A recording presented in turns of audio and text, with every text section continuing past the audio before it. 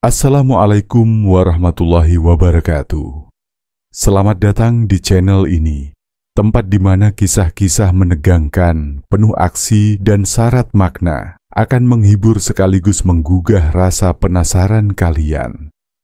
Di video kali ini, kami akan menyajikan sebuah cerita epik yang akan membuat jantung kalian berdebar dan bulu kuduk merinding.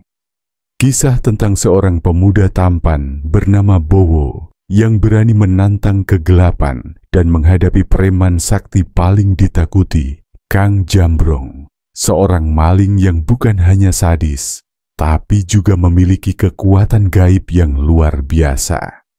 Sebelum kita mulai, jangan lupa untuk like video ini, komen pendapat kalian tentang ceritanya, dan tentu saja subscribe channel ini supaya kalian gak ketinggalan kisah-kisah luar biasa lainnya yang pastinya akan bikin kalian nagih. Langsung saja, siapkan hati dan pikiran kalian karena inilah kisah Bowo vs Kang Jambrong, pertarungan pemuda biasa melawan misteri ilmu hitam. Selamat menyaksikan. Di sebuah desa yang asri dan damai bernama Sukamakmur, hidup seorang pemuda tampan berusia 20 tahun bernama Bowo. Bowo bukanlah siapa-siapa. Ia hanya seorang anak petani biasa, tinggal bersama ibunya yang sudah tua renta. Meski hidup sederhana, Bowo dikenal sebagai pemuda yang jujur, pemberani, dan sangat dihormati di desanya. Ia sering membantu warga memperbaiki rumah, mengangkat panen, hingga menjaga anak-anak kecil ketika orang tua mereka pergi ke sawah. Tapi siapa sangka, ketenangan desa itu akan segera berubah menjadi mimpi buruk. Pada suatu malam kelam, ketika hujan mengguyur tanpa ampun dan petir menggelegar seperti suara dewa yang murka, sebuah bayangan hitam menyelinap di antara pepohonan. Seseorang bertubuh tinggi besar, bertato di sekujur tubuhnya, berwajah bengis dengan bekas luka menganga di pipi kirinya, datang menginjakkan kaki di desa Sukamakmur. Namanya adalah Kang Jambrong. Ia bukan manusia biasa. Ia seorang maling sakti yang telah ditakuti di berbagai kampung. Dikenal karena kekejamannya dan kemampuan supranatural yang membuatnya nyaris tak tersentuh hukum. Konon, Kang Jambrong pernah menghilang dari kurungan besi hanya dengan meniup kunci gembok. Ia bisa melompat sejauh 5 meter dan menghilang dalam kegelapan seperti kabut. Desa Sukamakmur adalah target barunya. Malam itu, ia mencuri di rumah kepala desa. Uang emas, bahkan benda pusaka warisan desa pun raib. Tak ada yang mendengar langkahnya. Tak ada yang tahu kapan ia masuk dan keluar. Keesokan harinya, gemparlah seisi kampung. Warga ketakutan. Rumor pun mulai menyebar bahwa Kang Jambrong kini menetap di hutan belakang desa. Sejak saat itu, teror pun dimulai. Setiap malam selalu saja ada rumah yang dibobol. Harta benda lenyap. Beberapa warga bahkan mengaku melihat sosok hitam besar berdiri di tengah jalan, menatap mereka dengan mata merah menyala. Seekor kambing ditemukan tanpa kepala. Seorang pemuda hilang misterius. Anak-anak menangis ketakutan, dan warga mulai meninggalkan rumah mereka sebelum malam tiba. Bowo merasa tidak bisa tinggal diam. Ia tahu, jika terus begini, desanya akan hancur. Tapi siapa dirinya dibanding Kang Jambrong? Ia bukan pendekar, bukan dukun, bukan pula aparat. Namun dalam hatinya berkobar sebuah tekad. Jika aku tidak melawan, siapa lagi? Kalau bukan sekarang, kapan lagi? Ia pun mulai menyelidiki.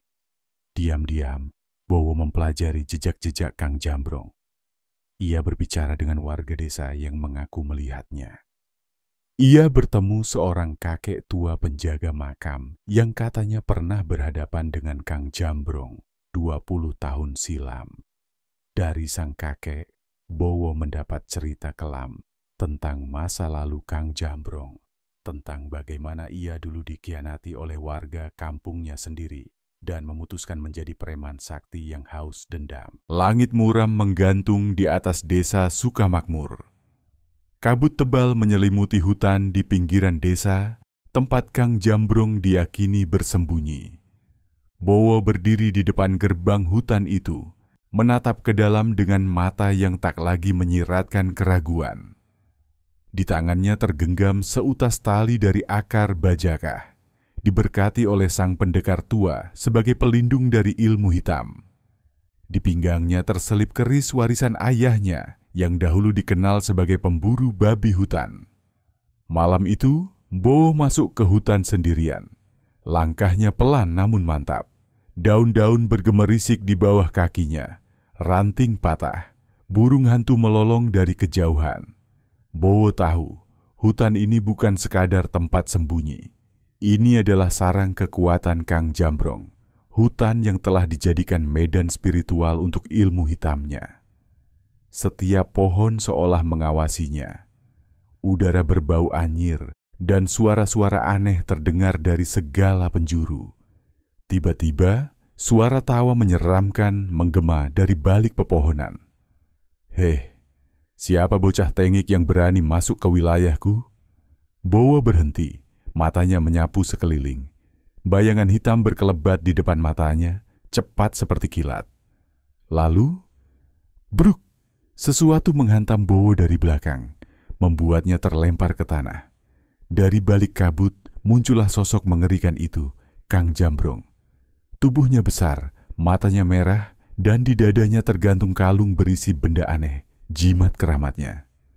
"Aku kagum kau berani datang ke sini, Bowo," kata Kang Jambrong, suaranya berat seperti jenderang perang. Tapi sayangnya, keberanian saja tak cukup. Mereka bertarung. Bowo menangkis serangan demi serangan, tapi kekuatan Kang Jambrong seperti bukan dari dunia ini. Sekali pukulan, tanah bergetar. Sekali tendangan, pohon tumbang. Bowo terpental, darah mengalir dari pelipisnya. Tapi ia tidak menyerah. Ia mengingat kata-kata sang pendekar.